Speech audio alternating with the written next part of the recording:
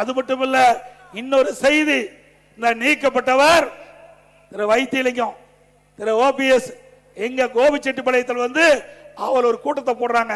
அந்த கூட்டத்தில் திரு வைத்தியலிங்கம் அவர்கள் பேசுறார். அந்த காட்சியும் இந்த எல்இடி திரையரங்கில் பாருங்க.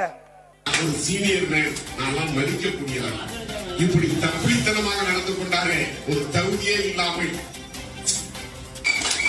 ஏமாற்றி கோபிச்செட்டிப்பாளையத்திலே வெற்றி பெற்றுக் கொண்டு வந்தார். இப்படி அவர்களே பேசிட்டாங்க. யாரு இவர்? ஒவ்வொரு முறையும் சட்டமன்றத்தில் இவர்களை எல்லாம் அழைத்து அங்க இருக்கின்ற கேண்டீனுக்கு அழைச்சிட்டு போய் இந்த ஆட்சியை ஏதாவது தொந்தரவு கொடுக்க வேண்டும் என்று திட்டமிட்டு அவர்களை விஷமத்தனமாக அவர்களை வெளியேற்றிட்டு இவர் இருந்தார். இப்பொழுது என்னாச்சு?